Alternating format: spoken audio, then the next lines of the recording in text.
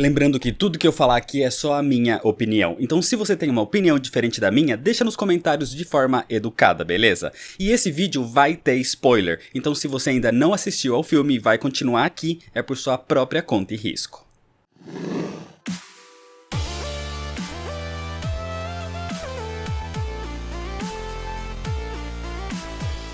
Em 1992, começou a ser transmitida a série animada do Batman, uma série que apresentava o Homem-Morcego principalmente para as crianças, mas mesmo assim trazia um tom mais sombrio que era padrão do personagem nos quadrinhos e que foi transportado para a TV. A série se tornou um sucesso, trazendo vários personagens consagrados e até mesmo criando alguns novos, como a Arlequina, por exemplo. Foi com esse sucesso que a Warner, a produtora da série, decidiu realizar um longa-metragem, um filme em animação com o universo da série animada, e arriscaram fazer a exibição nos cinemas. Em dezembro de 1993, então, foi lançado o filme Batman: A Máscara do Fantasma, e imediatamente o filme foi um fracasso. Em questão de lucro, o retorno foi péssimo. A falta de investimento em marketing e divulgação talvez tenha sido responsável por isso, mas a questão é que não valia mais a pena a realização de um longa, já que ele mal se pagava. Mas por outro lado, a crítica adorou e era só elogios pro filme em si. Com o passar do tempo, e exatamente pela crítica extremamente positiva, o filme ganhou fama quando foi lançado em VHS na época. E foi a partir daí que ele passou a ser cultuado. Atualmente, A Máscara do Fantasma é considerado um filme cult, um clássico que estabeleceu os padrões de qualidade. Tanto que foi a partir dele que a DC, produzida pela Warner, passou a fazer outros filmes em animação, o que é um dos seus pontos mais fortes atualmente.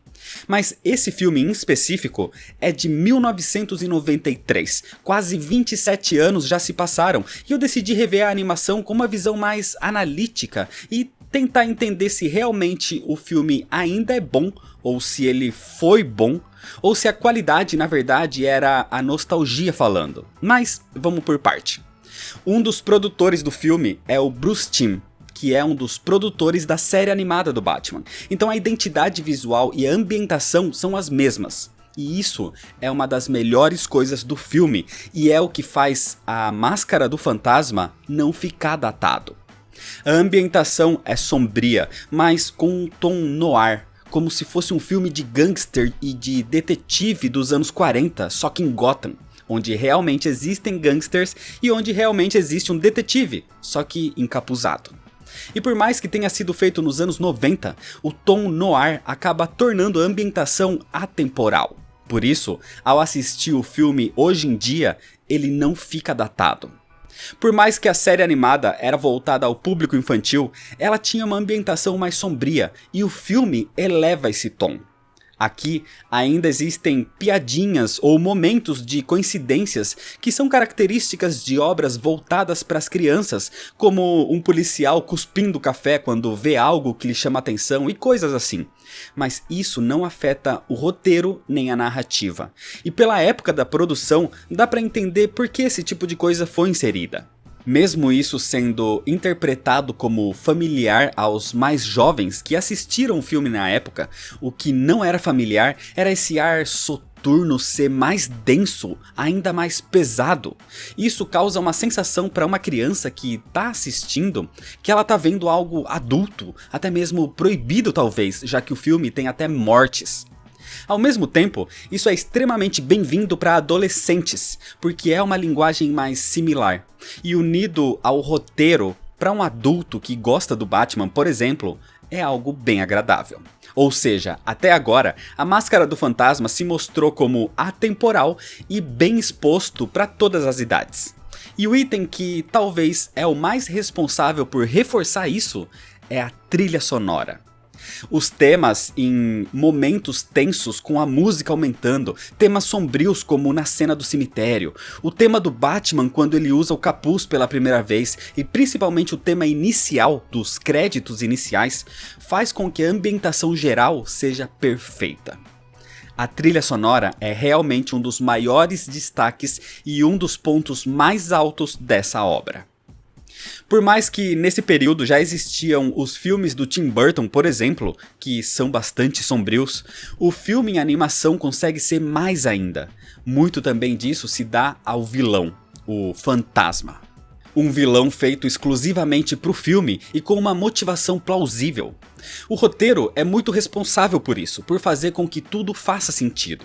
O fantasma é assustador. Propositalmente, a aparência dele lembra a do Batman, e isso se torna um artifício para fazer o roteiro se mover para frente. Cada ação aqui gera uma reação. Quando o fantasma mata um gangster e o Batman é visto próximo, mesmo que ele estivesse ali caçando o vilão, isso faz com que a morte seja atribuída a ele, o que lhe leva a uma consequência, que é a caça do Homem-Morcego por ter supostamente matado alguém, e isso é mostrado em espetaculares cenas de ação. Por exemplo, a cena onde o Batman precisa fugir da polícia de Gotham pelos prédios e acaba até mesmo sem o seu capuz e sem a sua capa. Isso gera uma sensação de perigo, de que a ameaça é real. E a ameaça não é só o vilão, porque sempre para uma ação existe uma reação natural. E isso tudo é mérito de um roteiro bem desenvolvido. Uma das coisas que eu não costumo gostar como artifício de roteiro e narrativa são os flashbacks, mas aqui eles fazem sentido, porque os flashbacks servem para duas coisas. Primeiro, as cenas mostrando o passado apresentam uma certa origem para o Batman, e não a mesma origem padrão da morte dos pais, mas uma origem no sentido dos primeiros dias de Bruce Wayne como Batman, quase um ano 1. Só que além disso, os flashbacks servem para mostrar a relação de Bruce com Andrea Belmont. E isso vai revelando os segredos do filme, de quem é o vilão da história e por que o fantasma faz o que faz. O desenvolvimento de Bruce nos seus primeiros dias mostra também porque ele tem a personalidade que tem, e como ele relutou em não querer ser o Batman. Tanto que ele próprio diz que sabe que fez uma promessa aos seus pais, a de combater o crime e evitar que outras pessoas sofressem o que ele sofreu. Mas ele não contava com uma coisa, com ele ser feliz. E essa dualidade traz muito mais camadas para o personagem, mostrando que apesar dele ser um herói, é alguém com dúvidas, com sentimentos. Que ele é alguém falho, tanto que se você analisar bem, vai perceber que o Batman não faz muita coisa aqui. Não é ele quem desvenda quem é o fantasma, essa trama quem revela é o Coringa. Na parte de detetive, a investigação do Homem-Morcego não leva pra lugar nenhum praticamente, e no final ele perde a pessoa que amava. Ou seja, ele tem muitas falhas, e é isso que faz com que o espectador se sensibilize e até mesmo se relacione com o personagem. Então esse artifício da história atual correr em paralelo com os flashbacks de forma bem feita e necessária, algo como o quadrinho A Piada Mortal fez, são méritos tanto do roteiro quanto da narrativa. Existe um ponto aqui que eu considero neutro, muito pela época que o filme foi feito, que é a falta de vida em Gotham. A falta de ver coadjuvantes preenchendo a cidade. Por exemplo, numa cena no cemitério durante o dia, quando Bruce encontra Andrea, não existe mais ninguém por ali.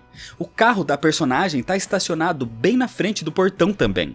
É como se aquilo fosse criado exatamente só para eles.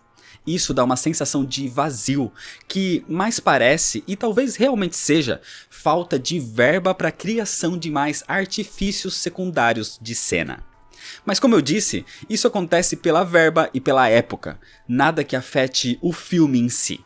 A única coisa negativa pra mim, que é algo bem particular na verdade porque muitos gostam disso, é o fato de ter a necessidade de inserir o Coringa na trama.